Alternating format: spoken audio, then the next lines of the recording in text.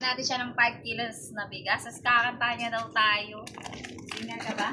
Medyo po. Ay, singer pala to. Okay, go. Ano ka? Huwag ka na kabahan. Papibibo na lang. Nung bata pa ako, tinuruan ako ng lolo ko ng tango. Ang sagot ni Bubirong ba itinuro ng tatay ko. Pinagsama-sama ko kaya ako ngay bibong-bibo. Kaya ang tawag nila sa akin, Totoy Bibo. Pero ako ang galing, galing ko sumayaw, galing kong gumalaw, galing kong sumayaw, galing kong gumalaw, galing kong sumayaw, bibong-bibo gumalaw.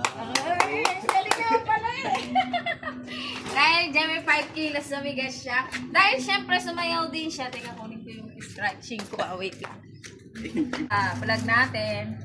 May scratching natin siya. Mapili ka lang.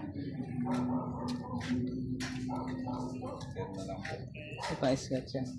May pa-scratch ka ba? Ha? Meron daw siya pa-scratch. Baby. 100. Napakaswerte mo. Kala ko 1,000 na yan. Kulang na 0. 100. Dahil dyan meron siyang easy 100. Picture mo ang Dali lang. Salamat.